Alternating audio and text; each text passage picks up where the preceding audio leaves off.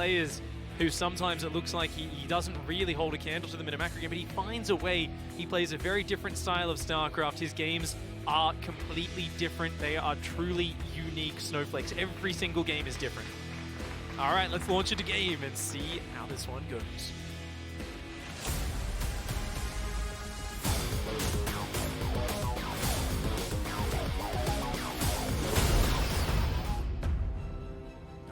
Up here in the top left-hand side of the map, it is of course his map pick from Ephemeron, the red Protoss player. He is Triumphant Song Gaming, herO.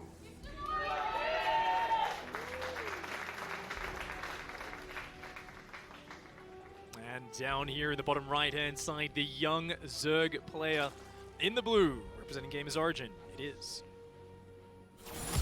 Gamers Origin, Reynor.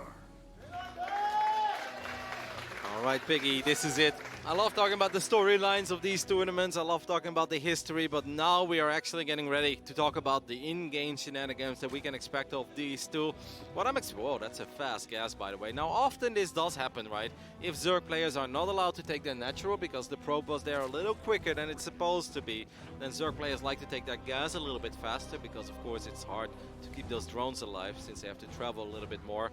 I'm expecting a short and explosive series. We've seen a lot of long drawn-out macro games already, but I think stylistically on paper, this can only mean one thing. This is fireworks, right? This is herO who's going to be aggressive with multiple different two-base timing attacks, and it's up to Reynor to figure out what it is, so I'm expecting a lot of Overlord speed. It's not every Zerg loves Overlord speed, right? But I think when you go up against somebody who is as tricky as herO, as crazy as herO, you always want to invest in Overlord speed to figure out what you're playing against. Yeah. And then, obviously, I'm looking forward to that 3 Ravager hit squad. The 3 Ravager hit squad, something you've been talking about for a few days when we were discussing this match.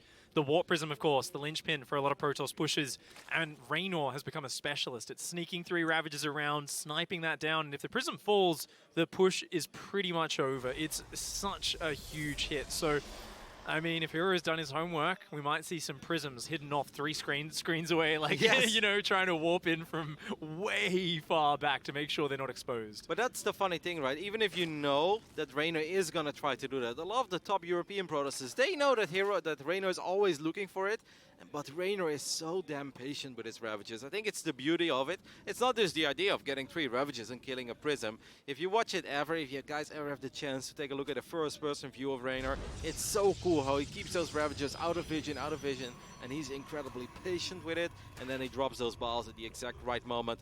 I must say, so far, I like this by herO, right? herO's doing a really good job in preventing Reynor from going up to 3 bases, and above all, preventing him from taking his natural. This is super annoying stuff if you're Reynor. Yeah, you want that 3rd base started as quickly as possible. Now, there is going to be a quick Ling speed coming out here. What? One Ling has actually snuck into the main there, damaged a bunch of the probes. 2nd Adept's going to clean that up. Obviously, it's a good scout as well, right? Immediately. Yep. These Lings going to come down, look for the Adept, but nice micro. I mean, that's herO's strong point. It's all his ability to just dance units around, known for Blink Stalkers against Terran. Against Zerg, you know, really harassment-oriented, but very strong timing pushes that you can come out with as well. That Phoenix going to shut down the scouting. When you see gases go down, or at least one on the natural. Yeah, but once this Overlord's gone, that's when the Protoss really starts throwing any crazy curveballs out. I almost feel like that gas, I wouldn't even believe it if I'm Reynor. I'd be like, yeah, okay, I saw him go up to 3 gases, but is he even, does he mean it, you know? Like, Reynor, or excuse me, herO's definitely the kind of Protoss who's capable of canceling gases and then immediately slapping down 6 gateways and going for some of these crazy attacks. So far, none of that is happening, though. It all looks a little macro-oriented, what herO's doing here. And he's in a good position. I mean, just because he's forced that delayed natural expansion, the drones from the main have had to run so much further to get down to this 3rd base location. And because of that, Reynor, his economy is not super amazing. Oh, I love this Queen positioning on the edge. Great herO Yep. herO has to be very careful there. You don't want to end up losing your Oracle here. Oracles are very expensive. Then we do see 3 more gateways going down. Reynor did not get Overlord speed this game. Now, he does have a lot of links, right? So you can put the links on the other side of the map. You can keep a close eye on what Protoss is doing. Are they going up to 3 bases? Are they saturating 3 bases? Because even just a Nexus doesn't often mean that much. It would be nice for the young Italian to figure out that there are a lot of gateways on the way in the main base. We're going to see a fake third Nexus go down, I'm pretty sure. herO has cut probing for now. Keep in mind, herO is one of these players where he'll cut probes, then he'll restart probes, then he'll cut them. He's constantly, based on what he's seeing in the game, choosing, am I committing to economy or am I going to just commit everything in the push? Right now, no probe production, sentries, and Immortal. I think we're going to see a Prism after that one Immortal. It looks like he's gearing up for a very strong timing attack. I love that you said that, because I often have this when I watch herO. From the observer point of view, we see everything, we see the numbers, we're like, he's committing, no, he's transitioning, no, he's committing. It's even hard for us to figure out what is actually going on in the mind of herO. So imagine just playing against him, it must be an absolute nightmare. But just seeing a Nexus does not necessarily mean that this is a Protoss who goes up to 60 probes, who is going to take all 6 gases. And obviously Reynor is going to play it safe. He's building his first roaches of the 53 drone economy while having +1 melee on the way as well. Yep. This is going to be this is a very important scout. Scouting the Warp Prism here, scouting the sentries. I'm expecting Ravages immediately. Ooh. And I'm expecting Reynor to start looking for that Warp Prism, because this is a pretty damn scary and intimidating attack. He just built 4 more workers there. He is up 15 workers at this moment. Reynor very far ahead on the economy. If he can survive this, he'll be very good. There's no Spine Crawler. A Spore Crawler will buy a bit of time, but he does not have a lot of units, and Force Field with that Evolution Chamber is going to be very deadly. Oh, and 2 Ravagers got trapped immediately, actually. The Lynx is zoned out as well. I mean, this Protoss army doesn't look that terrifying, but it is quite scary in this phase in the game. And I think that Reynor has just been a little too greedy. I think he built a few too many drones. Yeah, that Evo Chamber working against him almost as a force field there. And those Zealots, they don't even need charge. Being used with the force field so well. Oh, the triple bile on the back does shut down the Warp Prism. No more reinforcements, but that Immortal still standing strong, laying out the hurt. The drones being forced off the line here. Those Ravagers on the backside, he's trying to focus them down. We're going to see herO falling back little bit by little bit, but the Oracle comes in to add its damage. A Stasis Trap goes down, but is sniped quickly by Reynor. Well, just imagine he didn't get the Warp Prism here. I'm pretty damn sure this game would have been over by now. herO losing a lot of micro potential. herO is actually going to end up losing all of these units. If he can get that Immortal, that's huge. He's got to stop that Immortal getting home. I mean, he can always recall it, I guess. I mean, if he wants to recall it, he has to recall it now, and that's exactly what herO's going to do. Ends up losing 2 more sentries. You gotta give it to Reynor there. If he doesn't get the Prism, he's straight up dead. There is absolutely no way, I think, that he defends that. So the 3 Ravages, they weren't ready immediately, but even after losing the first 2 to those force fields, he was able to get 3 Ravages. He sent them via the right side, down the ramp, went full circle, then came up behind the Warp Prism, and he was able to snipe it. And it's what keeps him in this game, but he still took quite some damage. Yeah, now it drags the game down into one of these weird lower economy matches where, yeah, herO's got the third base, but doesn't have that many workers for it just yet. He's going to add the Forge and the Twilight to include his tech, add some upgrades. No doubt charge will be on the way. We do see some mid-game blink pushes, so and there's always an option of that, but very typical play from Reynor. Roaches, Roach Speed. Melee upgrade continuing after it was initially cancelled. A Baneling there. So we're going to see Ravager, Ling, Baneling up into Broodlord tech as the goal, but Hive tech is something that neither player is thinking about just now. Yeah, I was about to say, I'm pretty sure herO ain't thinking about that. He's like, Broodlords? No way. Games are decided way before that pick, my friend. herO plays a different kind of Protoss, okay? He's getting a Robo Bayer and a second Robo. That's actually quite something. Colossus or Disruptors, do you think?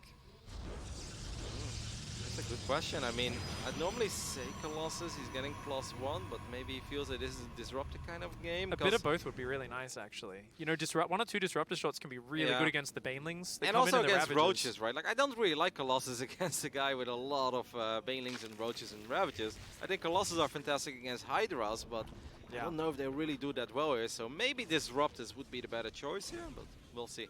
I think both are an option. It's honestly kind of hard to figure it out at this point. Well, I mean, numbers-wise, if we try to figure out who's ahead at this point, I'd say it's a very evenly matched game still. We've got a small economy lead for herO, but, you know, you've got a faster melee upgrade there for Reynor. Reynor's got fantastic creep spread. After that early hold, he's had map control for a while, so even though Reynor's on less workers, he's able to control the map. He's going up to a faster 4th base, and he is still kind of matching the army of herO. What worries me for Reynor is the fact that there's going to be a timing attack window where herO can push him. They're both going to have almost identical army supply with good force fields, with a lot of Colossus in there. That army can do very well versus these low-tech Zerg units. I actually think if you make Corruptors here, like, this is really funny because it kind of feels like we're talking Wings of Liberty here, right? Like, you gotta make Corruptors against the Colossus attack. Like, these are not things that we talk about very often. But since there is no Blink, of course, and I think overall there isn't that much anti-air on the side of herO, I really wouldn't mind Corruptors here coming out of Reynor, just relying on the Corruptors to kill the Colossus, because the rest of this Protoss army is really not gonna be that intimidating to deal with, right? I've got to agree with that. You know, right now there's a lot of Zealots in there. They are going to have charge, but Banelings don't really care too much about Zealots in these big battles. They're a great backstab unit, really good with the Warp Prism to pull your opponent's attention around, but in a directional, one-directional fight, the Banelings are the hard counter to the Zealots. These Immortals trying to be annoying here. On the right-hand side, those Zerglings going to get a cancel on the 4th. Nice pick up there for Reynor. That's awesome for Reynor, but a bit sloppy by herO, right? With like basically having nothing to worry about here other than controlling your Warp Prism a little bit on the other side of the map. I don't think this was supposed to happen, and I feel like this puts him even more all in. Now he's gonna get a bunch of Stalkers. He does not have Blink, but obviously the Stalkers are gonna help quite a bit. His army supply is massive right now. Yeah. I mean, but he's got a crazy amount of Zealots. It all comes down to the Colossus, I think. If he keeps the Colossus alive for a long time, then there is hope here for herO. Whoa, a lot of those Banelings actually getting blasted down by the Stalkers and Colossus there.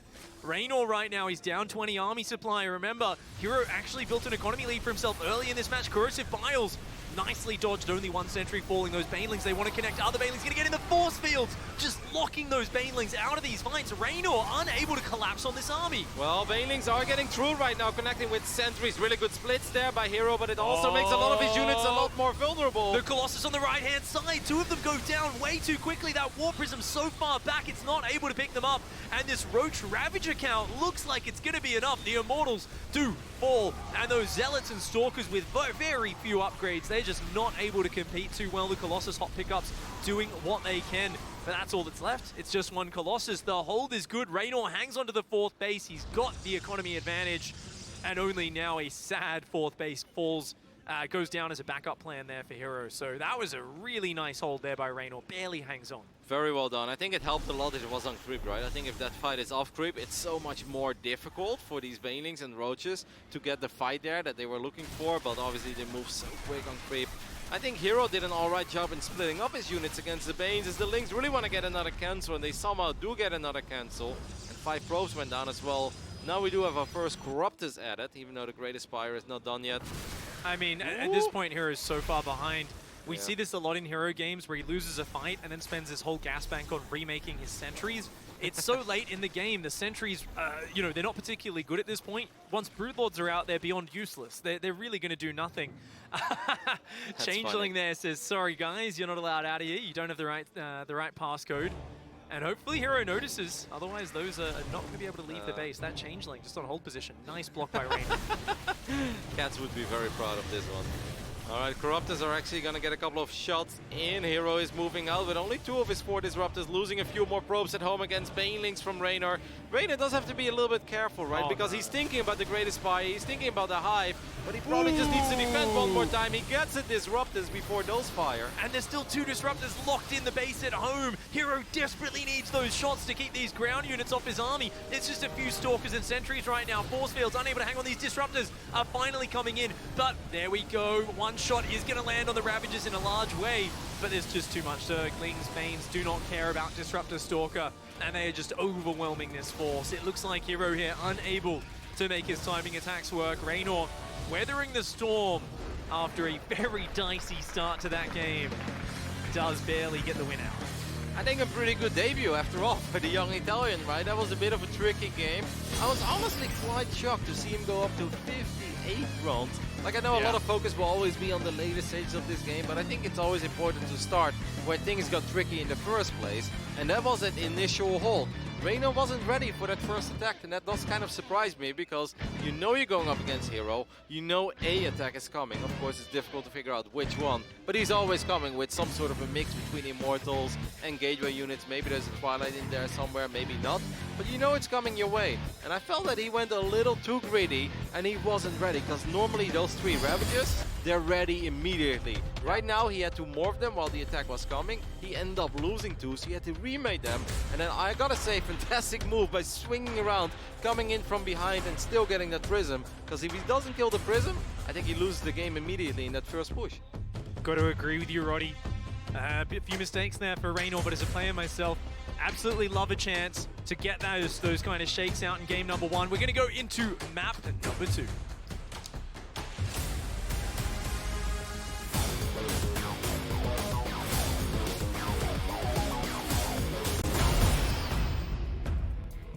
All right, and up here in the top left-hand side, after a rough loss there in map number 1, he is Triumphant Song Gaming, herO.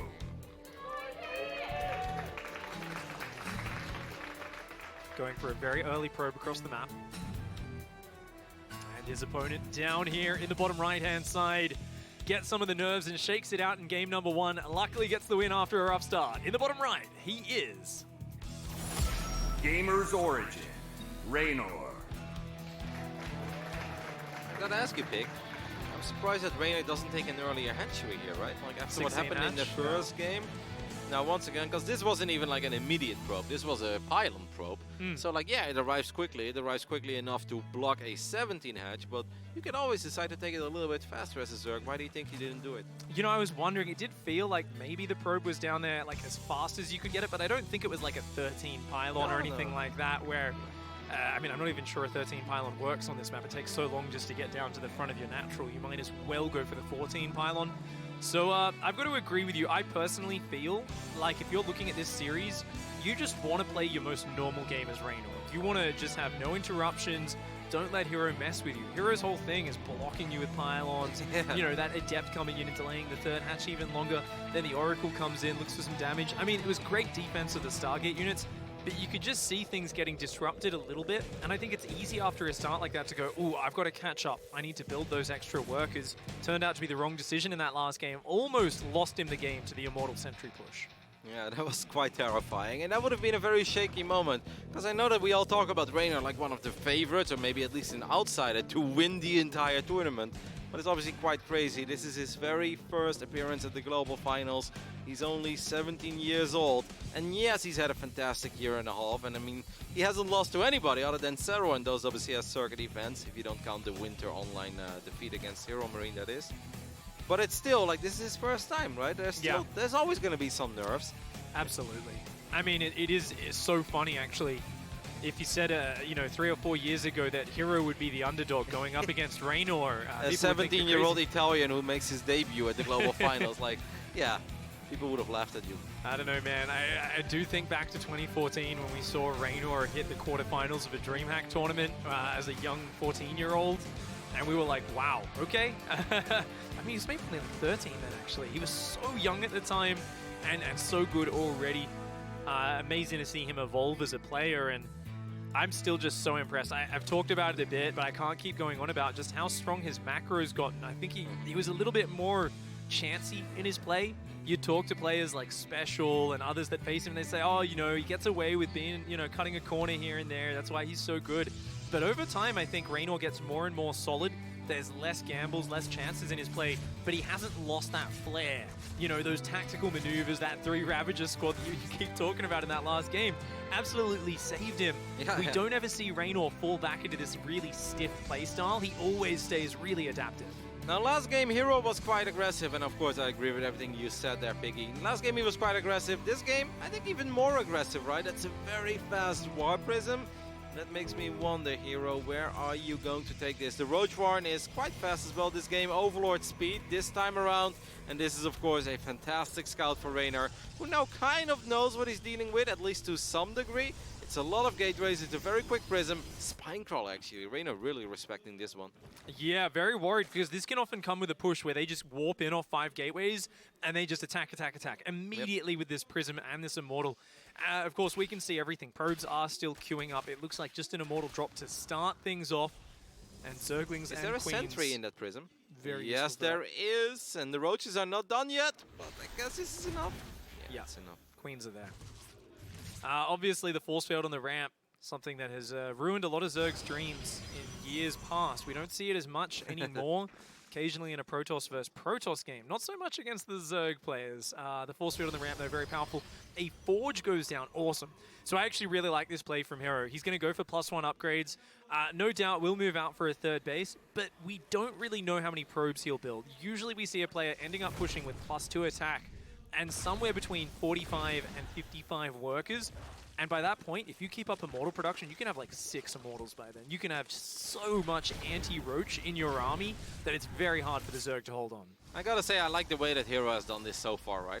It may look like he has accomplished absolutely nothing, but he actually forced out an insane amount of units while he was still building probes at home. And he's able to push back the creep a little bit, even force out a spine crawler. I kind of like it, and at this point, Reynor is probably a little bit irritated, because if you make this many units as a Zerg player, you want to fight. You'll be like, come on, I scouted 5 gates and a very quick prism. Why aren't we fighting, right? Why did I make this many units? Did I not have to? So I kind of like that herO has accomplished something, while not really committing to anything yet. Is herO going to take the front third? Oh my. He sees the Zerglings are blocking this, so he sent a probe down to the front third. And is definitely thinking about it. Yep. Yeah, Building the pylon. go for it. It's on the attack path, you know. herO is an attacking player. Even though this third's way harder to defend, herO says, that's fine. I'm going to be the one pushing you all game long. Does kind of forecast his intentions a little bit. We see that Robo still pumping. Overlord is going to see the Forge and the Twilight. Reynor's got a lot of units out, by the way. He's making more Ravages, more Zerglings at this point. Yes, Reynor's at 52 drones, but I have the feeling that he might want to get a little bit aggressive there. herO not paying attention, ends up losing his Sentry that had a lot of energy as well. So that's rather unfortunate, especially if Reynor decides to become aggressive with all the units that he has. Yeah, I mean, I'd love Reynor pushing on that third and looking for a cancel at the very least. He's got no creep spread right now, so Reynor's defensive capability is nowhere nearly as strong as in the previous games. That is such a huge pack of Zerglings, but herO is well set up and is looking in control of this game. Reynor now finally taking the worker lead pretty much for the first time in this game. A lot of that supply in army, Roaches and Lings right now. He's going to add the Baneling Nest. He's going for the Roach attack upgrades before melee this time around, so a very heavy Roach Ravager army. Yeah, second Robo Bay being added for herO, who's getting a blink as well. More than halfway done, +1 is finishing up. I guess this game, Colossus, I think, have a little more potential, because now he already is going to have the blink upgrade. And I think Colossus in general work very well together with a bunch of Blink Stalkers. Of course, the same can be said for Disruptors, but this time it would hit a little bit quicker. So I think if he does the same attack as he tried in the previous game, it could actually be a little more terrifying to deal with this time around for Reynor. Reynor's creep is terrible as well. That Immortal, that Prism Micro from herO has been relentless. Nice Zerglings actually picking up a Stalker, but yeah, that Prism, that Immortal, it one-shots Creep Tumors. So he's just picked off the Creep Tumors time and again. I'd love to see Reynor get an Overseer out with his Queens and push this back, because without Creep Spread, you just do not have a lot of defensive power. Now, he spotted the second Robo and the Robotic Support Bay before they finished, but he hasn't dropped a Spire. So I'm not sure if he wasn't looking at it. He's just massing Roaches and Zerglings right now. He might be going for a big timing attack, because otherwise, I mean, what are you doing here as Reynor? Yeah, it feels like he has been anticipating the attack of herO for the last 3-4 minutes in this game, and it just never came, right? And suddenly we're looking at a Protoss that does have 2 Robos, that does have multiple Colossus on the way. Now it's 26 Banelings, so Reynor is absolutely going to be aggressive here. You know, it'd be a sick move if you can get a couple of Banelings to blow up whatever unit is blocking the entrance to the natural, and then start dealing some probe damage there, because attacking into the Protoss here, into all these force fields, into the shield batteries, I think that's going to be quite difficult, but he's going to try. Baneling speed is ready in 2 seconds, and that's it. Nice, Corrosive Vials breaking down the force field. Speedbane still trapped there though. Quick disengage from Reynor, unable to get through just yet. Remember, the moment he gets in on top of that army though, things are going to go south very quickly for the Protoss. The Banelings on the south side, they're getting in there on top of those units. They're so clumped up. herO unable to hold on. He's still got the Colossus and Immortals in the back. The Prism is there for the micro capabilities. I think he's more than okay, because he was quite rich as well, so he can wipe in a lot of Stalkers. Now most of the Banelings are gone, and I feel with these kind of Bane attacks, you need a little more than Reynor got so far. I honestly think that was a pretty successful hold by herO, all things considered. Sure, he lost a lot of units, but he's got the high attack army. He still has a more than playable economy. I mean, this is actually totally fine. Now he's got Blink Stalkers as well. Oh, he might get ambushed in the middle of the map. This is still a rather scary army. That's a lot of Zerglings, and with 3 Colossus out. I mean, those Zerglings they look frightening, they'll disappear so quickly when the fight starts. I think that these Banes are going to get a lot of work done, so a lot of probes are going to fall. Only 5 so This far. micro actually does still get 11 though, not bad. He's got to defend the push though. Lots of Ravagers and Banelings. There's 4 Immortals! There's 4 Immortals in that army, Rotterdam. I'm honestly not sure how Reynor is going to defend this. Reynor is going to try to do whatever he can. He's going to drop a couple of crossing balls. They will connect with Blink Stalkers, not something you see every day. He needs more. That Spire is almost done, but Reynor has no money. Yeah, no, it's pure Roachling. He's not going to have time to get Corruptors out. He's got to defend with this army. There's not a lot of force fields left. You can see here, good pullbacks by a herO. He says, come down this ramp. Your Banelings, bring them in. The Banelings coming forward. They do find some decent connections there. The Immortals getting exposed. They are going to fall very quickly. Oh! Whoa! Oh! He got 4 out of 5 Immortals there. I mean, that's one way to do it, because then maybe Roaches can still get the job done. Wow. Banelings going to roll forward one more time. Reynor is starting to run very low on units, though. Yeah, I mean, where's the Banelings? They've all been exhausted. It's just Ravagers and Queens right now. They're desperately trying to transfuse. 4 Colossus standing strong, raining down death and destruction. herO just relentless. He's going to keep pushing forward. That Warp Prism still alive. It's about to warp in. One more round of Stalkers coming in here for the front. Reynor needs to hang on. He needs to survive against this push. The drones coming off the line and they disappear. Banelings coming in from the top side as well. They're getting some decent connections. One Colossus did finally go down. The second one goes down as well. But it doesn't matter. GG gets gone. herO will tie things up. Honestly, a very well played game by herO, and it felt that Reynor was, despite the fact that he had Overlord speed, too in the dark. He couldn't figure it out. He's like, when is this guy gonna attack me? Isn't he supposed to attack me? Yeah. And herO's like, well, maybe, eventually, but we'll do the 3 bases double Robo Blink Stalker this time. You know, Roddy, I saw an Overlord and Overseer fly right over the second Robo in the Robo support bay. I don't think he looked at it. Sometimes, you know, you queue a scout through the base, but you don't actually click on every structure. I think he must have missed it, because it was right after that moment where he just kept building Roaches and Lings, and he ended up going for a timing attack, which is definitely a valid choice, but we saw there, I mean, force fields are really nice. And do you think herO actually took that front third base almost to bait that sort of attack? Because maybe as Reynor, you think, oh, this third base is so wide open, I'm easily going to crush this with just a Roachling Bane spawn. And it didn't work out for him at all. Good defense by herO. I felt at one point when Reynor had like 50 drones and he was more than capable of being aggressive, because he had a lot of units already. But it didn't matter. In the end, it is all tied up 1-1 as we're heading into World of Steam.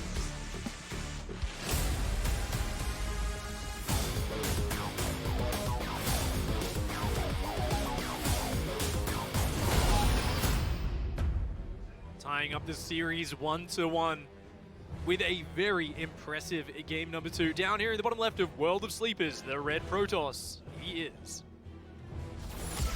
Triumphant Song Gaming, herO.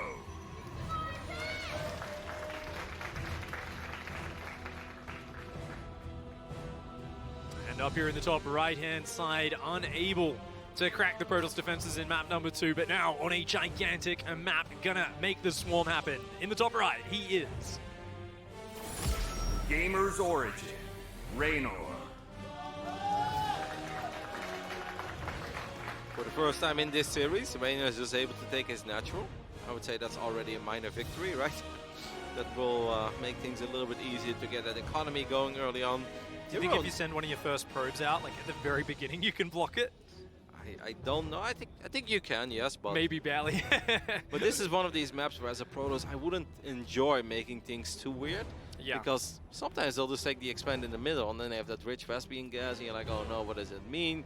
You know, it just makes, sometimes making things too complicated isn't necessarily a good thing, because you can get lost into your own tricks as well. Yeah, we got the mineral wall to worry about as well. Drones can mine that down. It does take 4 drone mineral trips to mine down the wall to the high ground third base option. So you can kind of crack into your opponent's natural and bypass the wall off with that. Proxy Stargate, maybe? Looks like it. Such a good build. Ever since the beginning of Legacy, this has been one of those builds that comes in time and again.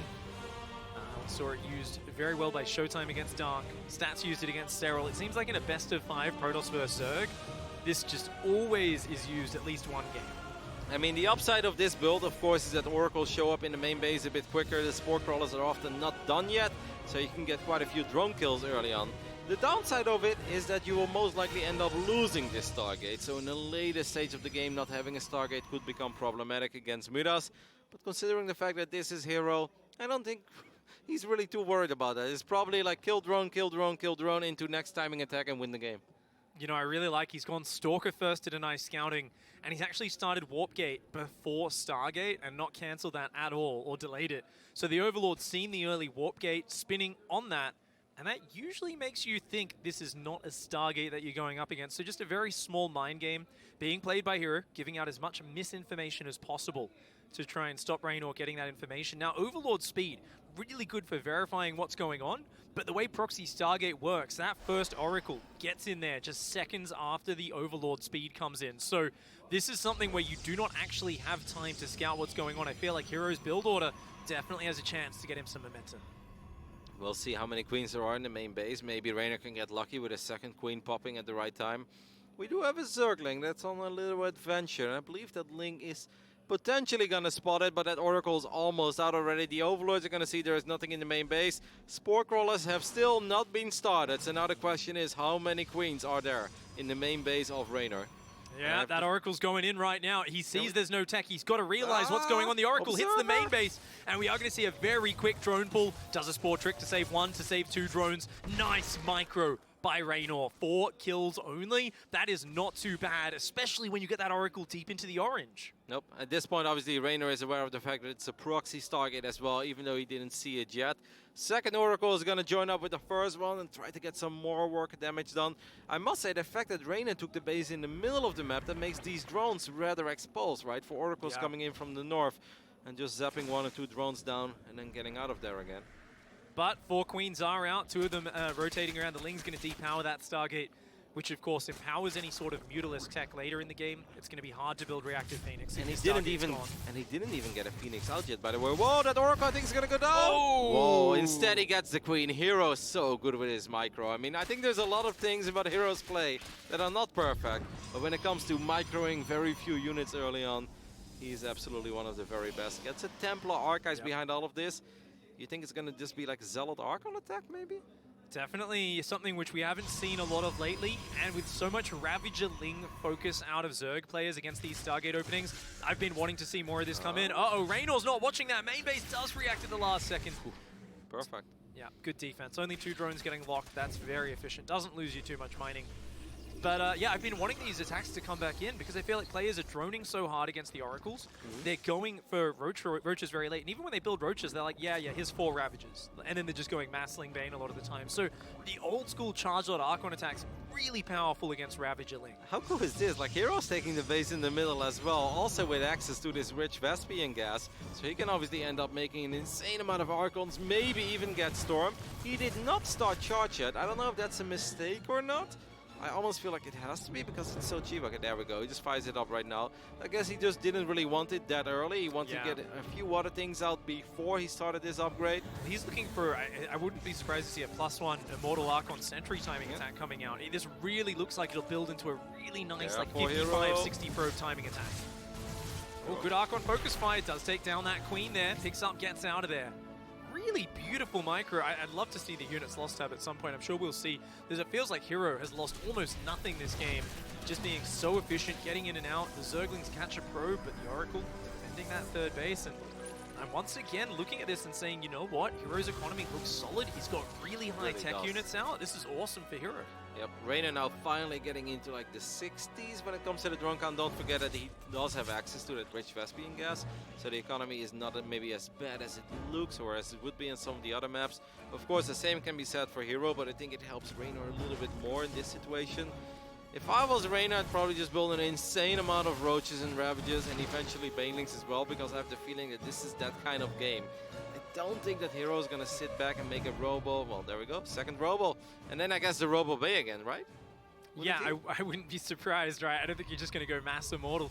I really thought it was going to be an Archon Immortal push. I mean, you can play double Robo Immortal, of course, but the Ling Bane very powerful against that composition. That's usually, you know, more of an old school style. That stasis didn't really work out. A single drone will get trapped, but the Oracle goes down. And that's actually kind of a big deal, because don't forget, he lost his target. Takes a lot of damage on his War Prism now as well. herO, you got to be careful here. You're playing a very dangerous game. So far, Pick, it's just that second Robo. We don't have a Robo Bay this game. So Immortal, Zealot, Archon. Yeah, I mean, Immortal's a very good, well-rounded unit.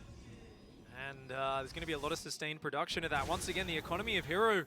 I mean, you've got a player, everyone's so afraid of his timing attacks. Yeah. But because of this, Reynor's never really taking an economic lead. He wants to be so heavy on units, but herO's not rushing into these engagements. Reynor would love for him to just headbutt forwards and get wrecked. But once again, a ton of Immortals, 2 being built at a time, a good sentry count. I mean, herO's gonna try and defend this base. I think with the positioning, it's wide open. It's hard to defend against Ravager Ling.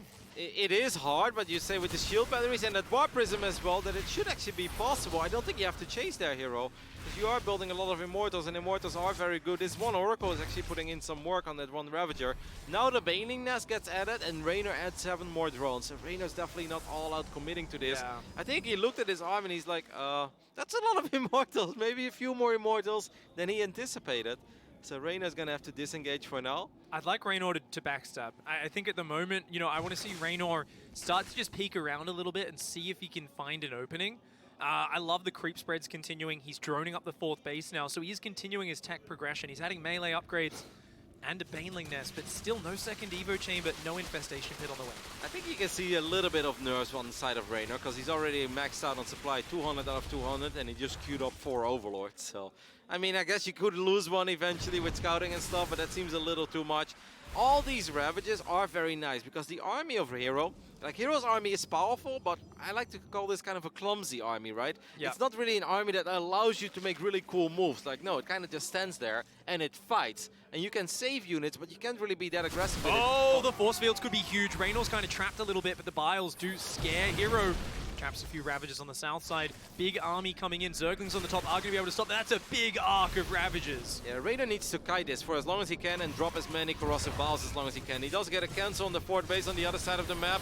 herO just wants to stand here and fight. Reynor, I think, is doing the right thing by not giving herO that fight yet. Yep, he's got to keep zoning out with those Biles.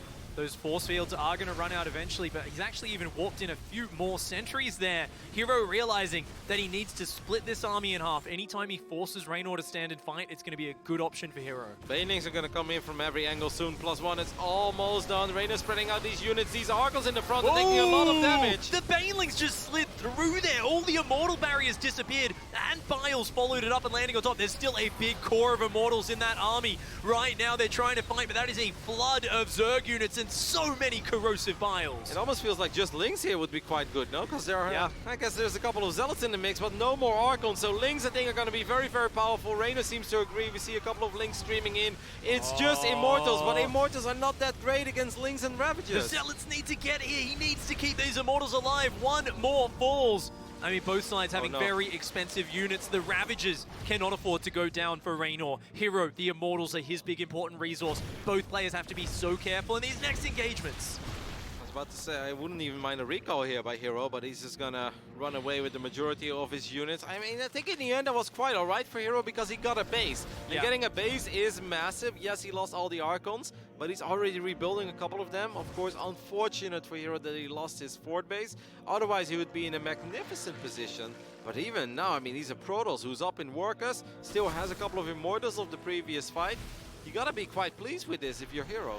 I mean, I feel like herO is playing his reputation so well throughout this series. He keeps threatening, he keeps showing things that are scary, and then just progressing to the next stage of the game. He's letting Reynor play scared, play overly safe, and it's working so well. Look at that, Baneling run by finds nothing. No, he's absolutely playing into his own image. He's like, I know you're afraid, I know you think I'm gonna attack here. And then he does always attack because it's herO, but he just attacks a little bit later than Reynor is anticipating him to, and that's often makes it for a rather poor economy on the side of Reynor. Yep, you can't play safe against everything, Rotterdam. Right now, Reynor's trying to do that, and because of that, he's fighting with less units. He needs an amazing engagement. Once again, he finds himself down on numbers. Corrosive Biles blanket the army, but a good spread there from herO. I was like, he doesn't have Storm, does he? He's like, why is he running around with High Templars? But okay, I just forgot to morph it into an Archon. Reynor is going to abandon this base for now, feeling that he simply does not have the right amount of units to defend. The Ravagers can still get the job done here. It just all comes down to the kiting and maybe a couple of rather fortunate balls. But things are starting to look worse and worse for the young Italian. These two Immortals are being added once again for herO. herO's playing a really fun series. Yeah. He's just making it so damn hard for Reynor to figure out what the hell is going on in these games. He's playing into his image and he's controlling his units very well. You know, Ravagers are a great early game unit. They're not bad in the mid game. But once you start hitting 8 to 10 Immortals, 8 to 10 Archons, Ravagers, Lings, Banelings, these aren't the units you want in these big engagements. We've got +2 attack, we've got a ton of Immortals on the field, and Protoss is up 30 army supply. I mean, honestly, right now, Reynor is just trying to catch up in that army, but I don't think herO's going to give him that time. I actually wouldn't mind herO like going up to 4 bases now or adding a Robo Bay or something among these lines. Okay, he's going for Storm. I think that's an excellent choice as well. Just something, right? Like, yes, he can try to end it and he might be successful, but it feels like it's not that necessary as Lings are going to try to run into the natural. But herO is home in time. He's going to warp in his Zealot as well. He's going to be able to take care of these bases. I like that he's getting Storm because he just doesn't have to fight there. He could have, but he really doesn't have to. Good denies on the 4th base so far by Reynor as well. This is what's kept herO's economy not that great, but it's the army. That's the real story here for herO. Just such a big army. And I'd actually love to see herO start just pushing. You know, split up, send some Zealot backstabs in while you push through the front. I think right now you've got such a big advantage you've built for yourself. No reason to wait in this game. Get across that map, take the fight to Reynor. I do think we have to mention that Reynor does have +2 melee. And he could potentially get an insane amount of Banelings. And if the Banelings get some good connections with the Zealots, like I said, like Archon Immortal, it's funny, it's really powerful. Oh, those Storm drops. Oh my gosh! Those are sick. Those are really sick. That's a lot of Banelings going down immediately. Reynor is going to push his army back for a little bit, but he has lost an insane amount of units. And Reynor's economy is not as good as herO's. Yeah, the Banelings just disappear. That was massive. Storm drop moving from Protoss versus Terran to Protoss versus Zerg as well. And these Immortal drops just constantly poking and prodding, picking away at the Creep Tumors, taking away the units where they can. Desperation, Great Aspire on the way, but you can't make Broodlords on their own. They need support right now. Reynor losing the ground battle.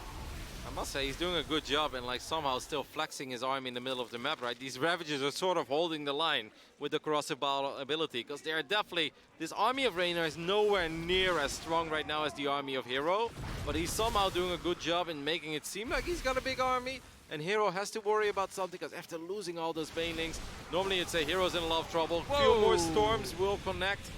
Oh, so many Banelings going down here. Another Storm drop getting ready. He's going to do it right on top of those Ravagers and Banelings. Look and at he's all had those enough. Zealots. There's just so many units here for herO. He has engineered a massive advantage for himself.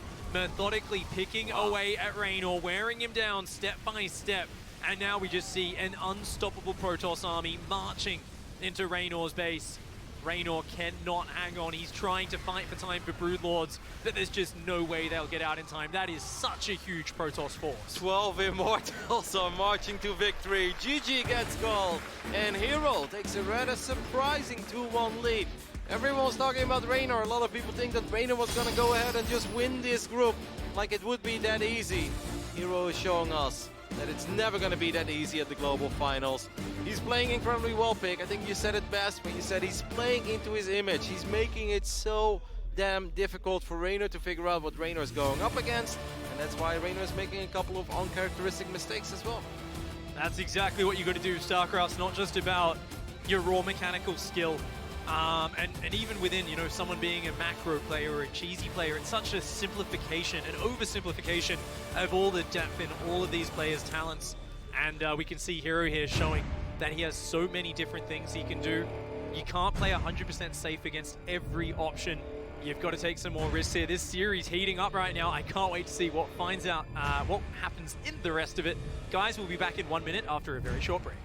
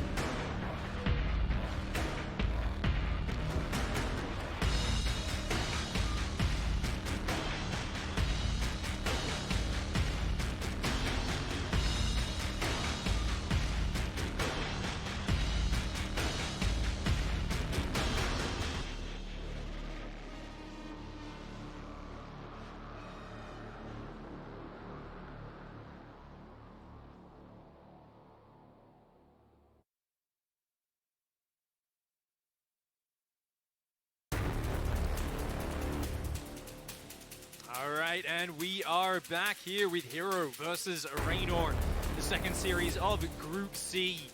The scoreline's 2-1, both players trading maps back and forwards. As we are going to be heading into Thunderbird in just a minute. Roddy, your thoughts so far on this series? Surprising. I mean, surprising day overall, I think. Yeah. I think a lot of people, if you would have asked the most of the Starcraft experts or the diehard fans, they'll be like, oh, Reynor is going to win his series and Classic is going to beat herO Marine. That was kind of the line of expectation. So far, the opposite is happening, but we ain't done yet with this one. I do believe that the young Italian can bring it back, but he's going to have to be a little more decisive from this point forward. Yep, decisiveness, the key to it here.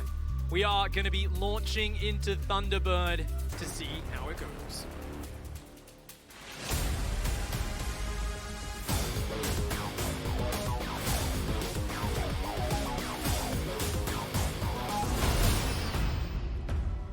Right up here in the top left-hand side of the map, in the red, the Protoss player.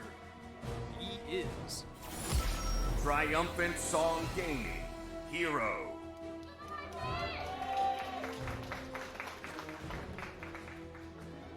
Definitely got that killer stare after that loss in game number 1. Down here in the bottom right-hand side, needs to be confident, needs to take more of an edge in the early game. The Zerg player, he is Gamer's Origin, Reynor. Ooh! It was so close. Dude! Oh, you could see, yeah. Oh, he's singing. He's got music playing right now. Yeah, he's having a good time. He's just jamming, man. He's channeling his inner Hearthstone. If you guys wonder what I was talking about, once again in this game, Game 4, a probe was making his way to the other side of the map, and it was a very fierce battle between the probe and the drone about whether or not Reynor could get his drone in time. And it actually, I almost thought it was a bit too late. I was like, he's too late, he's too late. And then on the minimap, I saw the hatchery appear, and I think that's why we saw Reynor smile as well. Oh, because yeah. he knew that was a very close call. That's a very early probe to get here across such a big map so early, right? It's just important for Zerg players, I think, in general, to get an economy as standard as you want it. Like, being forced to expand elsewhere just makes everything a little bit more awkward in the upcoming minutes. So I think these are these little victories that can mean a lot. I mean, we're talking a little bit about it in the lobby. It's important for Reynor that he's a little more decisive, right? A little more just straight to the point when it comes to his decisions. Because if you go back to Acropolis, it was just kind of weird. It didn't really feel like a Reynor game where it's like, he's gonna attack. No, he's not gonna attack. He's gonna attack. He's not gonna attack. It's like, where's this going, Reynor? Well, normally He is somebody who has such a clear game plan. Oh, that probe tries to get a drive-by tase off on the drone. He's going to come back one more time. herO's hungry for it, man. He's been putting so much APM into this probe. This is such a herO thing to do. He's such a micro-oriented player, and he loves to just try and hunt down these little bits of harassment damage. But in the end, the Zerglings do come out and push him back. Fun little skirmish to start the game. I think overall so far the round of 16 has been really awesome. We were talking about it a little bit in the break, but if you compare this round of 16 to the one we had last year, the level of gameplay has been phenomenal. It's been all way better. Best of 5s have definitely delivered a lot more than the best of 3s did last year. Oh yeah. And I mean, we're a little more than halfway through, I guess, with the round of 16, but I am a very happy nerd so far. Adept is going to be coming across the map here. Overlord speed one more time here for Reynor. I like this in general as a build order. I think Overlord speed's a great idea. He's just got to push his economy a little bit harder behind that Overlord speed. We've been seeing him behind or even in workers for pretty much the duration of every single game they've played so far. And you've got to eclipse the Protoss at some point. If they're not going completely all in, you know, you've got to do that. And it's kind of funny because we don't think of Protoss as being so flexible. But when you are so afraid of herO's timing attacks, he's such a specialist in them, you just give him that little bit more respect to each one, and he kind of shows something aggressive and then just transitions once your scouting's done into a bit more economy, into some more upgrades. Reynor's got to just be comfortable, I think, stepping a little bit closer towards the edge of greediness. You know, toe the line a little bit more, get yourself set up, and if you can get 4 or 5 more drones out by the 6-minute mark, that can make a world of difference in the long run. I think overall he's going to be quite happy with what he scouted here so far, right? A standard Stargate opening into an Oracle. This is the same build as we saw in Game 1 coming out of herO, and that didn't really work out. These two Adepts could get annoying, but there are no drones to pick off there. But they do pull the Queens out of position for a split second, and herO somehow finds himself 4 drones and a little bit of lost mining time. He's going to get the 5th one too. Oh! Okay, this really should not have happened. And it's all because the Adepts pulled the Queens out of position. The Queens were in a perfect defensive spot, but the Adepts heading towards a base where there were no drones to kill anyway is what allowed all of this to happen. This is one of the weaknesses of Overlord speed before Zergling speed. A Protoss player can chrono out 2 Adepts, come across the map, join them up with an Oracle. You don't have link speed. You can't go and surround those Adepts. They represent such a bigger threat because of that. So a lovely little maneuver here by herO, who's also got a Phoenix, shutting down this Overlord in the corner of the map. A very fast third base on location. I love herO's opening so far. I think once again, he's pushing for that economic lead, doing the opposite of what we expect this player to go for. Yeah, he's definitely showing us a lot more than what he showed early in the ring in Katowice, right? Where it was the most one-dimensional stuff, and he somehow kept making things work because he has great micro and he's got great execution overall. But like when it came to the strategic part, it really wasn't that much. I think he's already playing a much better best of 5 here. I like a lot of the things that he's doing. This Oracle is taking quite some damage. Now, of course, Thunderbird is a massive map, so losing 4 or 5 drones, that doesn't mean you're in immediate trouble. But it's important for Reynor that he cleans things up if he wants to turn this series around. Yeah, he's got to get an idea of what's going on here as well. I mean, this wall-off up front is so nice for herO because it keeps him so safe, but he's already building up the sentry count, the Immortals being added in, already seeing double hallucinations and an Observer out. We can see that this is a very different mode of herO, economically focused, just checking on what Reynor's up to. Once again, though, economy looking so good for the Protoss player, and if he can just move out with this, force a bit of a response, all he wants Reynor to do is see these units moving out, and he wants Reynor to stop building drones, build a bunch of Roaches, Ravagers, Zerglings, and he has no intention of committing to this push. He's just going to go home, maybe come out again with the Warp Prism, but there's no way he's going to commit onto creep for at least another minute and a half. Yeah, I mean, he's building a Templar Archives now, right? And nobody really takes a game-deciding fight while he's also getting a Templar Archives. His Oracle still being annoying. Ray's going to try to kill the Stasis Trap, and he will succeed in doing so. You don't see that very often, right? That units are in the right place to kill the actual Stasis. Very rarely you see Corrosive Biocast on one while it's building as well. That's like pretty rare, but good to see it actually shut down. Much better than having to pull your drones on and off and then send a unit into the Stasis, and then later, if that's a drone, you've got to give it in order to go back to mining. The Stasis Trap harassment, it's a big APM sink if you let it get out of control. It can waste a lot of your attention and your time. That Phoenix barely stops that Overseer from finishing and healing itself up.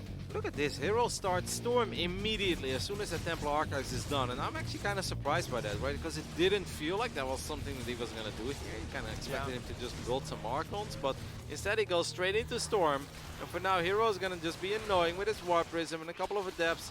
He's going to try to find a tiny bit of economic damage. Won't really succeed in doing so, but I mean, obviously, as long as he has a Prism on the other side of the map with a couple of Adepts, he keeps Reynor at home, and that will allow herO to get his Storm tag done. And I mean, it's off 3 bases. It's a bit weird, maybe, because he's not getting a 4th yet. Okay, now he's taking a 4th base, and that makes a little more sense. I like Reynor's economy a little bit more this game. He is going up to 80 workers now. Infestation Pit has finished as well as his 4th base finishing up. Hive on the way, and Aspire goes down immediately. Now, you're talking about Storm there. Showtime earlier, unfortunately eliminated from the tournament, but he was talking about how he doesn't like Storm as much at the moment. He was just kind of going a Mass Arc on Immortal style because he felt like you damage the Banelings, you barely seem to actually take them out though. But herO in that last game, I mean, he showed a Storm drop, seems to be the way. He thinks when your army's balled up, just ambush it, drop High Templar on top of it, go for a Storm drop. Even here, gonna try and look for Storm drop on the drones. Ooh, gets a few. He gets a few, but I actually would have preferred if he didn't reveal the fact yet that he had Storm, right? Because I don't think that Reynor anticipated Storm here by herO. So imagine if Reynor makes an attack on that 4th base with all of his Banelings and a lot of them are clumped up, and then you show up with a Storm. I think I would have liked that a tiny bit more, because now at this point Reynor is aware of the fact that Storm is done, and he can start getting ready for that a bit better. There's a lot of gateways going down here. herO just building up this massive ground army, adding Blink on the way as well. Of course, Blink Stalk is a decent counter to a small number of Broodlords that aren't too well supported. If you catch Broodlords in the open, Stalker's a great verse them, but if they've got Lings underneath them, Banelings, Ravagers, you had a few Fungals. Oh, this is a nice Stasis, by the way. I love how herO's doing 2 things at once now. Like, he's being annoying with the Warp Prism, at the same time he's moving out with his army, and he's dropping Stasis Traps. Now, going on creep is always a bit dangerous, right? Because if the Baneling count is high here, there isn't that much that's great against Banelings. So are we going to get Baneling drops here? Oh, they don't have +2 yet, but that's enough. 11 probes falling to that Baneling drop. Storm? Yeah, that's the Storm drop. I mean, I feel like you got to bring your Queens forward. You got to get rid of this Warp Prism. Yeah, It's so annoying. First two Storms not getting too much done. This That's one. fine, yeah. Reynor's totally happy with that. And I mean, if you force a fight on creep here, it's going to be really hard for you as herO. I mean, he's looking for more Storm drops. Oh, big first Storm there. Lots of those Banelings heavily bruised. He's looking for more. Yeah, but he's not getting it yet. Still a few more High Templars in the mix though, and herO immediately puts those in the Warp Prism as well. But here we go, he's deep on creep. Those Banelings find the center of the Archons and Immortals. A lot of them get into the Zealots. The Zealots. Oh my lord, every single Zealot just gets obliterated from the map. That was about 20 Zealots going down to the Banelings. And just like that, herO, he was handling the fight with so much finesse. But then Reynor saw a moment of inattention, pounced on it. And oh, what a turnaround. I thought things were going great for herO, but that just got smashed. I mean, he did stand on creep for a very long time there, right? It felt like he was kind of slapping a bear in the face or something. It's like, what's ever going to happen here? It's like, well, eventually it might fight back, and that's kind of what happened there. Of course, all of the Zealots being clumped up the way it was, that made this incredibly painful. Reynor now is going to try to counterattack. He does have a great Aspire on the way, so this is one of those moments where it's like, okay, I just want to fight. I want it very decisively, but I'm also getting the Broodlords, right? So maybe I should step it back a little bit and actually just wait for my tech to kick in. You know, I wish we saw some drones go across and open up the minerals on hero's third base. Is that what we're seeing there? No, it's just Zerglings. He's morphing Banes, I think, for a run by on the fourth base, just coming in from the north. Oh, yeah. Drop Lord. And now he's got +2 melee, by the way, so he can one-shot those probes. And we are going to see the Storm drops just constantly looking for clumped up units. Really annoying to deal with. The Queens, of course, have gone to deal with the Warp Prism. And some of them have already fallen in that previous battle. Another big push here. Wow, this is a wild push here. I don't know if Reynor was quite expecting this. He doesn't have a lot of Banelings right now. But he is maxed out, right? He must be maxed out on something. I don't really know where all the units are. Oh, he's setting up a flank. Banelings coming in from behind. So those could connect with the Stalk. But this actually indeed is kind of scary because that's a lot of Stalkers. And they do have Blink. That is a big set of Side Storms landing on that army. Link's coming in from behind, but the army's a bit disjointed. Reynor was not expecting this push from herO. herO's got an army. There's not much splash. There's not a lot of tech to it. But you know what? That's a big pack of Blink Stalkers. It's a lot of Lings now out for Reynor, so taking care of that last Archon would be fantastic. Lings can be quite good against his army. He wants to get the Prism. Can he get the Prism? There's one Corrupted chasing it down. Banelings coming in on the Stalkers as well. They're going to find them. The Zerglings with +2 and the Banelings. It looks like they are going to defend those Stalkers. The Immortals pulling back on the left-hand side with that Warp Prism. Reynor, a moment where we thought he might be eliminated from this first match. But you know what? He hangs on. He's got the Broodlords out. He can heave a sigh of relief there. herO has lost all of the technical units in his army, and all he can do is rebuild units and go again. The Broodlord count is going to be very, very low. There is an Observer there, by the way. This Observer is giving herO some useful info. I mean, herO's absolutely in trouble, but herO's also the one player that I believe can win games like this by some magical engagement where he somehow snipes the Broodlords and gets out of there. Stalker count is obviously not that high. Every second that goes by is a bad one for herO. Whoa! Because he's going up against a superior army. Did you see that Broodling? It just like went like 3 screens. It just kept chasing the Stalkers as they retreated. Finally landed on the ground. I believe I saw both the Muslim and herO Marine make a video about that. So, yeah, seen it before, Pick. Oh man, the Stalkers there not really going to find an opening though. Zerglings! Oh dude, they've got Adrenal, don't they? Yeah, I mean they attack real fast, so I think they do. Like each one does as much damage as a Zealot basically. It's crazy once they get that Adrenal upgrade. Huge amount of attack coming out. And Reynor's stabilizing, his supplies getting higher. I really think I'd like to see him spreading creep and replacing his Queens. A few Queens in this army is so important because Storm Drop's been a problem, Warp Prisms have been a problem. And just generally the creep spread's going to be good. I mean, this is a longer game now. I think Reynor can kind of relax, take a deep breath, go into Infestors. Add more Queens, which he's doing now. Adding the +3 attack, the +1 flyer attack. These are all good things. Reynor's just got to kind of shore up his defenses, and I think he's in a great position. I think you're spot on with everything you said, and I think Reynor would totally agree with you. It's just that I think that the nerves are getting to him a little bit, and the pressure gets to him, because he probably looked at that, not the last fight, but the fight before, is like, whew, all right, I mean, that went fantastic. He's like, finally, I'm playing like Reynor again. And then that second attack, he absolutely did not expect it. And you can't blame him, because which Protoss would ever attack after just losing 100 supply on creep and be like a minute later, let's do that again, you know? It doesn't make any sense, and that's actually what made the attack so terrifying, because Reynor was not anticipating it. So I think right now, as much as he would love to do all the things you just said, I think he's mentally recovering from everything that took place, but he's got Broodlords right now, and this army ain't good against Broodlords. The only thing that herO can do is blink underneath them, but how do you do that? Yeah, so many Banelings coming forwards. I mean, great control by herO, minimizing the damage, but it doesn't matter. The Broodlords stand strong, despite some nice storm drops, a lot of Banelings going down there for not all that many Archons. Wow. We've still got a good economy for Reynor. herO's actually up to 86 probes in a 5th base as well. How does he do that in games like this, you know? The man has lost 2 maxed out armies on creep, and now he's on 5 bases, and he's getting 3 Stargate fleet beacons. And he's splitting his army into 2. He's hitting the bottom and the top at the same time. Banelings actually just killed 16 probes, by the way. I believe it was a Baneling drop again on the 3rd base of herO. Now herO wants to fight back. He wants to get some damage done. That Prism is so low on HP. Those Archons so big in there against Zerglings. Broodlords are coming down to defend this, but so many Zerglings go down beforehand. A really nice trade to start, but uh-oh, the surround here from Reynor comes in, and only 4 Stalkers get out of there. It looked like a good move for herO, turned out to be a little bit too much. Yeah, maybe overstayed his welcome there, right? Stayed around quite some time. It's going to be a Mothership and Tempest. Alrighty, I mean, Tempest obviously can be useful against the Broodlords, especially if there's nothing to protect those brutes, but now we do have the Infestor upgrade on the way for Reynor as well. Reynor's already banking quite some gas.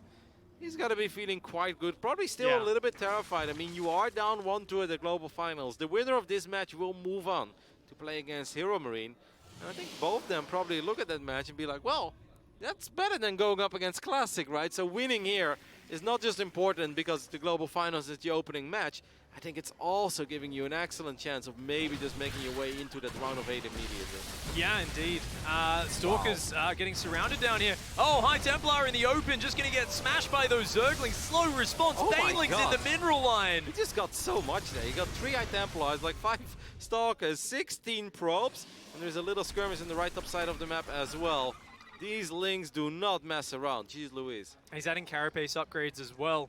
Not that big right now, but if you get to +2 carapace, and herO hasn't added any armor upgrades, of course, losing all these probes, your Zerglings start to destroy Zealots in fights as you get armor upgrades ahead of their attack upgrades. So it's going to make a good difference as things continue. And right now... Do we have any Corruptors out, by the way? Yeah, no, right? we don't. It's just Broodlords. And with those Tempests out, you've got to be very careful with the Broodlords because there's no supply free as well. Like, I actually prefer holding off on the Corruptors for now because you can do this. You can't go and attack these bases nearly as easily with Corruptors. Oh, the Storm's there. Really good. Great hold on. The thing is, though, like 11 Infestors is a decent amount, but it's not exactly the dream amount, right? Yeah, he needs more. Yeah, he kind of needs more, especially if you don't have any Corruptors, because there are scenarios where suddenly there is nothing to combat these Tempests anymore. And if your Broodlords are out of position, and these Tempests can get a couple of shots off real quick. Tempests are not the best fighting units out there, but they do take care of Broodlords very quickly if they have free reign. And it's 7 Tempests now. He's going up to 9. What? The problem for herO is he's trying to expand to the very top and the very bottom. So continuing to commit your supply here to Lingbane Ravager is actually the perfect response from Reynor. He knows he can kind of attack both sides. herO can't defend both of them. As long as he just pulls his Broodlords back, he might have to give up this base on the south. Reynor just needs to make sure he doesn't lose his Broodlords. I really don't think he's going to do that. He's going to try to defend. That Fungo actually revealed the Observer there. Getting the Obs would be big. Dude, there's nothing in the natural wall. There's nothing on the 4th base. Right now, herO is wide open. A single cannon is not going to cut it against that. The probes getting massacred. Yeah, that whole position as well. All the probes going down immediately. The cannon goes down. I think herO is going to come back home, but he's not even going to save this. Nexus, these buildings are just falling like flies. And at this point, Reynor now also knows there are a lot of Tempests out. So now he can start adding a few more Corruptors in the mix as well. I like that he's replacing the drones he's spending on Spore Crawlers as well. Easy to kind of lose track of your economy in this situation, but Reynor is super on point. He's keeping that drone count up above 70. Corruptor count's going up. Neural Parasite. This Tempest count's going crazy for here. I think that's too many Tempests. I think so as well. He's getting Disruptors now, and I like the idea of air units and Disruptors. I'm a big fan of it. But he doesn't really have anything that's good in actual fighting right now, right? Well, I mean, just raw Corruptors kills that. If you don't land perfect storms, 15 Corruptors beats this army, essentially. So Oh, you're right. it's something which counters Infestors and Broodlords really well. It's terrible against Corruptors. herO needs to try to find a way to trade right now. It's even terrible against Zerglings and Banelings and Roaches. I mean, nothing is really good against, like nothing really fires quick. As long as you have an Overseer, yeah, 30, 40 Lings run in there, you're going to lose all your High Templar and Disruptors instantly. Yeah, that'd be terrible. There's two big weaknesses to this army, and yet he continues to build the Tempest. I wouldn't mind Void Rays being mixed in. He's just added oh no, his +1 Flyer isn't even done. His air upgrades are terrible. hero's in big trouble right now. I mean, he wants to pick off these Broodlords, but that's a lot of Infestors, and Reynor, he's posturing with another backstab here, looking for that 4th and 5th base once more. Just running into the natural would be sick, right, for Yeah. the Reynor. There's actually a lot of probes that he could potentially pick up there. Fungal does connect, and now he's going to steal a couple of these Tempests as well. Wow, that is big. Going to do a lot of damage. Those units going to retreat, and of course just going to take out these bit units that have been neural parasited. A whole pack of Tempests fall. Looks like that base was defended there by the Cannon and the Immortal somehow. Yeah, that Immortal is really putting in the work. Like, more probes are going down somewhere in this map, and I'm starting to feel that herO is just running out of steam. Yes, he still has a big army. He's got a little bit of money in the bank, but I think this is an inferior army. I just don't think that this army is really capable of beating much at all. Yeah. I mean, unless Reynor just sits there forever and like lets these Tempests shoot at all of his units and let them... He's building more Infestors, which is kind of, it can work here. You know, he fine, showed with I the think. fungal it works just Yeah. okay. You just got to watch out for these Disruptor shots. Disruptors are terrifying. This time the Spellcasters will show up. We still have a couple of Storms available as well. Yeah, where are those Storms? He needs to land them right now. Time Warp goes down. He needs the Storms. There we go. Storms landing on top of those Corruptors, but almost all of the Tempests have fallen by this point, and the Broodlords still reign supreme. You've got nothing to counter those Broodlords right now. It looks like Reynor just a little bit too good in this endgame stage. Yeah, obviously got to the endgame stage while being ahead as well, right? I think that's important. People often focus on endgame armies and they're like, wow, this army is so much better than the other one, but GG gets called. Reynor was ahead before we even got to this stage. Massively. It got a bit dicey with that second wave, that second attack that herO came up with out of nowhere. I mean, which absolute mad lad would make another attack after just losing a maxed out army? Apparently it's herO, and he got close to winning that pick with those stalkers and stuff as well. I was like, oh my goodness. I think you can almost feel the tension from Reynor all the way up here. It's that funny moment, you know, it's, oh, he would never do another push. Let's put a Bane drop on the north, I'll get a Ling Bane backstab ready. Let's make a few more drones, make some Broodlords. Wait, what? There's a pack of Archons and Stalkers pushing in my front. Reynor couldn't believe it, and you know, herO there with such a cool start. I just can't get over the Storm Drop that he uses to initiate these pushes. Just 2 High Templar poking forward, Storm Drop. Goes in, pulls back, goes in, pulls back, and he's trying to bait the Zerg into kind of just 1Aing everything, clumping it up, and then dropping these big storms on it. And it's clearly putting a lot of pressure on Reynor. I really wish that he wouldn't have revealed Storm with that drop on the, well, 4 or 5 drones that he got.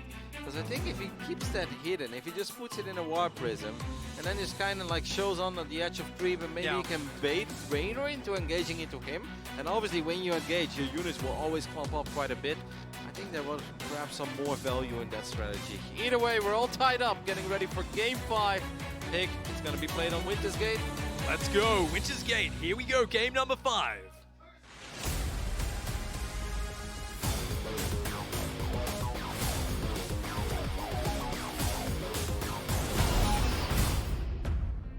All right, it all comes down to the line here. On map number 5, down here in the bottom right-hand side, the Korean Protoss player, he is Triumphant Song Gaming, herO.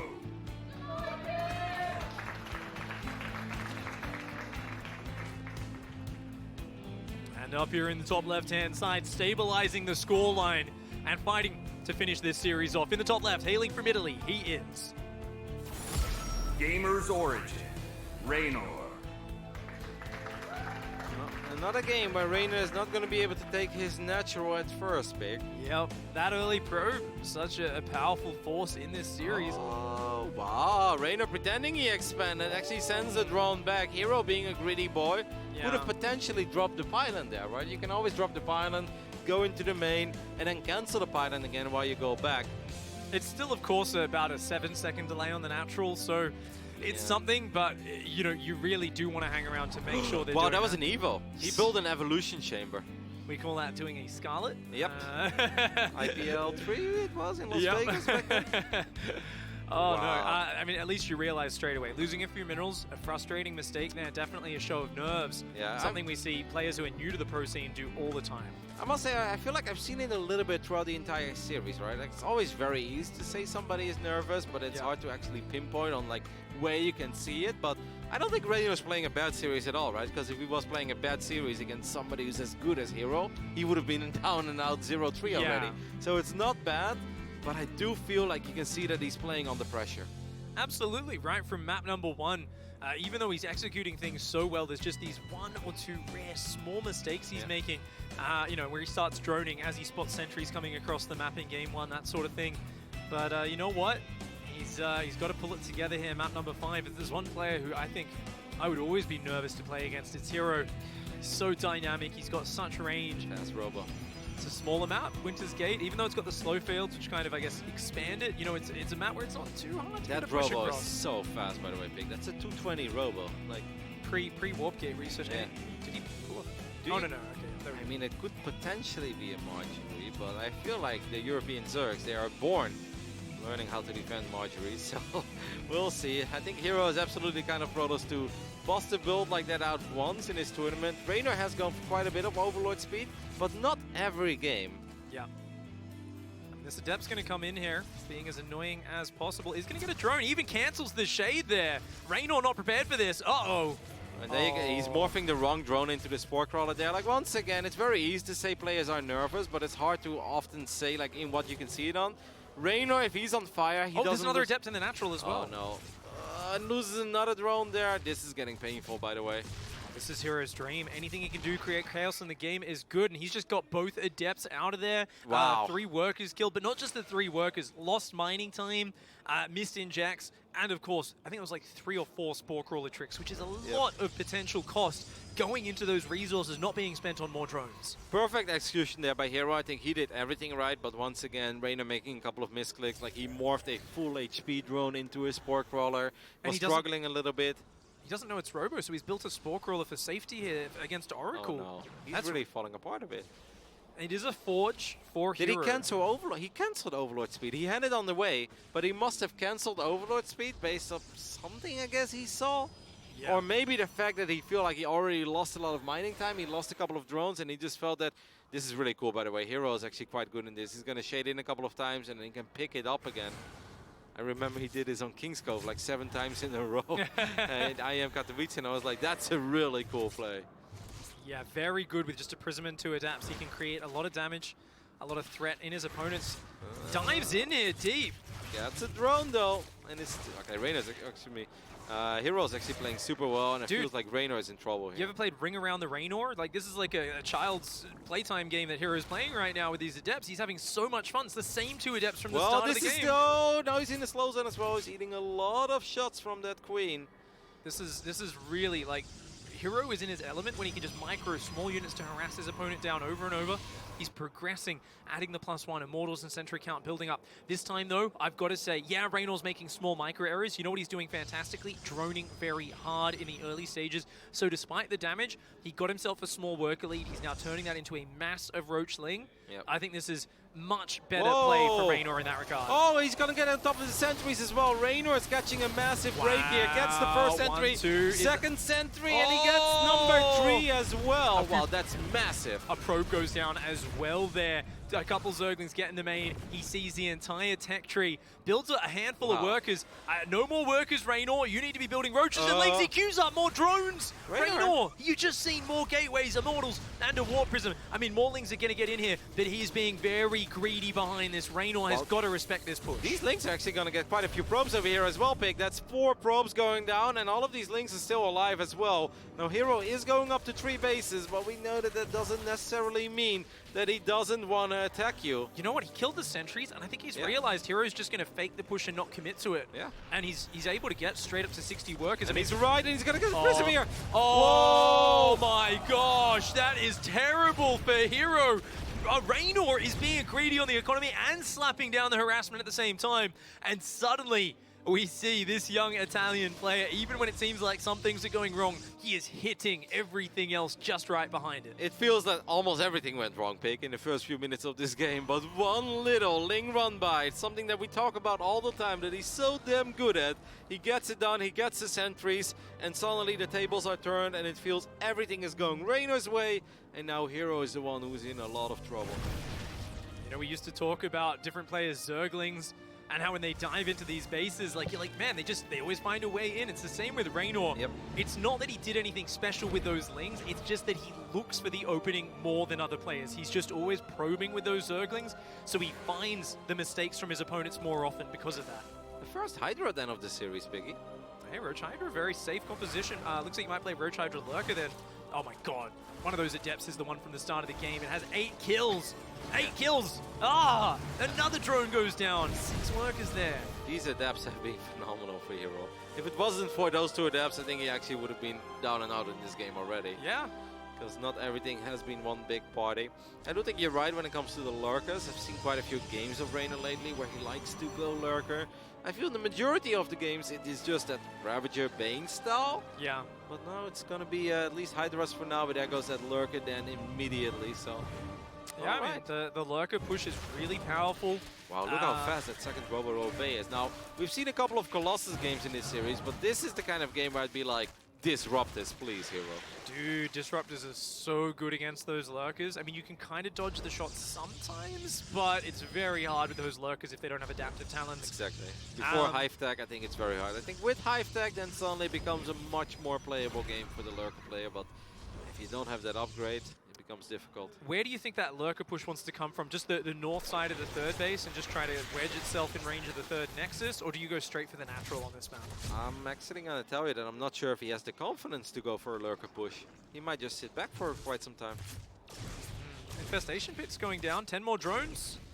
I mean, Adaptive Talons Lurkers, that's the Lurker speed upgrade, which not just makes them waddle around the map faster, it means they literally leap out of the ground. Like Why do we have 2 Lings in the main base, Pig? They're Reynorlings, man. They've got like a special key code to the front. They just swipe it as they run past the gateway in the Cybercore. That's Warp Prism speed as well, right? That's on the way? Yeah, he's going to do Disruptor drops on this army. Oh, herO, you're so cool. I actually think both Robo upgrades are very good here. I think getting Observer speed against a Lurker play is also... like, That's actually really good. It's such an underrated upgrade, by the way. Like, people laugh about it when you say, like, oh, Observer upgrade is really important here. But I really think it can save so many games because it's very easy to lose your Observers when you play against somebody with Hydras and Overseers. And we're going to see Stalkers and double Robo Disruptor, the first Lurkers morphing here for Reynor. Lurkers are one of the most powerful defensive units in the game, right? They can just defend almost any ground-based attack. And Stalkers, if they end up blinking into Lurker attacks, it is so bad for them. Well, he's looking for it. Reynor has been looking for it, and he's going to find these 3 Zealots. Finds the Prism as well. Gets the Prism, so that's very nice. Now, this may give him some more confidence to move out. But if I know I'm going up against Disruptors and I don't have Adaptive Talents for my Lurkers, would you move out? I really don't think I would. No, I think it's totally fine to just defend here. There's not that much meat to the Protoss army. You can't really shove your way in. herO would love to pick away at him, you know? He says, set your army up in front of me so I can just shoot Disruptors, so I can go bowling. But I don't think Reynor's going to give him that opportunity. Do you think you just add Vipers to support this as you get to Hive Tech, or just mass Hydra? Like, you know, how do you play this? I definitely think Vipers would be fantastic here because we don't have High Templars, right? Wow, these Roaches somehow find a Disruptor, and there goes the first Viper immediately. I think Vipers are perfect units here, Pig. We might get some Lurker drops as well. I cannot believe the series we're getting in the round of 16 this year, Pig. Like, I'm just having a smile on my face. I remember last year being a bit grumpy because it wasn't much, you know, until that final series. Special Classic was sick in the end. But other than that, we didn't get too much to get excited over. Game 5 here between Reynor and herO. Both players having a very strong economy. Things look all right for Reynor, but I mean, that's Roaches, right? You want to get rid of Roaches eventually. But still, it all comes down to this. Game 5, both players can still win it. The winner will move on to play against herO Marine. That's a slow drop. Yeah, and it's going straight towards the Protoss army as well. That's amazing. I think he forgot that he cancelled Overload speed at the beginning of the game. He's just started it again. That's awesome. All right, Adaptive Talents is almost done, by the way. herO stepping on creep. He really wants to go for it, Pig. The Lurkers aren't in position right now. Those Disruptor shots through the slow field look ridiculous. Yep. They are slowed down. Oh, now Reynor's a bit out of position. You got to be careful when you go all the way up that ramp, Reynor. He's in a little bit of an awkward position as Zerg is just kind of trailing through this army, but good dodges on the Disruptor shots. Only a single lurker falling so far. 2 lurkers there, I think. Oh, this drop is still Oh my going. lord. All right, it's finally done. So it can really go forward. A couple of Disruptor shots. These will completely whiff and very, very good adapts. I really think the MVP units here are those Vipers you mentioned, Big, because there is no clear counter for the Vipers. And every time you abduct a Disruptor, it will cancel any shot that it's fired out mid-shot. The shot will not explode, it will just dissipate. So abduct, really good. Similar to Phoenix Lift, it cancels those shots. So what he's getting as well. Observer speed. Because he lost his observers on creeping. Okay, there's another observer showing up. A couple of abducts landing on these Disruptors. 2 Disruptors go down. The other one is very low in HP. And lurker drops coming in here, and that cannon cannot stand against 2 lurkers. 2 lurkers on the natural starting to do massive economic damage. herO needs to get in there. He gets on top of the Hydras. Those Hydras getting smashed. The Zealots making Zerg sushi on Reynor's 3rd base. Yeah, this is a bit dangerous because Reynor's got a lot of minerals in the bank, but he really doesn't have that much gas, right? So if you end up losing a few more of these expensive units, it's such an interesting little dance. The lurk is getting good shots up, but they are very exposed. The Zealot flank from the north came in, dragged half of those lurker shots to the side. Reynor just lost the core of his defense right there. He's got nothing on the ground. 7 Hydras, 2 lurkers, and a pack of Zerglings. Has herO cracked him? herO's only got a small army. Reynor's got to pull back. He's got to do anything he can to hang on here. And he's pulling drones as well. The Hydra's getting a decent fight there on the north side, but Guardian Shield helping out quite a bit as well. Reynor is down in supply for the first time in a very long time. That Prism is still going strong as well. Big blink warp in from the left-hand side. They right-hand side. They blink in over to the left. 44 drones went down. The drone count got massacred though. Reynor pulled his drones into Archons and charge lots. He's trying to build Roach Hydra. If he can hang on, he's got a chance. He's got some units here, but that's a lot of Immortals. That is just too many Immortals. He clicks on the Warp Prism, cancels the warp in, and the Blinding Cloud forces herO back down that ramp. Sniping that Prism just saves him, actually. Keeps him in this game. Now he's going to abduct a couple of those expensive units, and I feel Lynx would be so good here, right? And his lurkers have moved into the main base of herO. They're doing even more damage up there. And right now, herO going to move down. He's going to eliminate this base. He's cleaned it up at home as well. He lost his natural nexus. Goodness, what a game. 3 base versus 3 base. Reynor way behind on economy, and a whole pack of drones. They hide in the corner. They do survive for now. Lurkers and Vipers are incredible units right now. They actually hard counter herO's army. herO's recognized this though. He's making a Templar Archives. Archon's going to be a great way to spend his gas, but most importantly, High Templar and Feedback are going to shut those Vipers down. I'm just so worried about the economy of Reynor, man. 41 drones, that's really not much. Then on top of that, the 4th and 5th got picked off. Those are more important bases than the natural. Like, he killed the natural, but the natural is almost mined out anyway, right? The bases that herO lost are not as important as the ones that Reynor lost. Reynor is going to get a few more lurkers. Obviously, it's a good way to buy time, but even Storm on the way as well. These Vipers, those Blinding Clouds in the end were super important. I thought it was over. I really thought Reynor was down and out. He's still in all the trouble, but he's still alive. I think Reynor will need to slide some sort of counterattack across the map. It seems like Zerglings will be the option for now. At some point, I'd love to see another lurker drop go across, but right now, desperately rebuilds his economy back to 50 workers. He can't build more drones than this until he can secure a new 4th base. Right now, he just does not have the units, so it's just more lurkers, more Zerglings trying to build up that defensive force to keep him alive. Getting that one Disruptor, by the way, would already help so much, right, in keeping his lurkers alive. Yeah. Yes, we've got a lot of Storms available here, but Storm is not that fantastic against lurkers, especially not with adaptive talents. The Vipers getting forward, you got to be careful, because Feedback is available this time. You can actually abduct the High Templar into the Vipers as well. Keep in mind that is actually a very powerful option since the Feedback doesn't one-shot them anymore.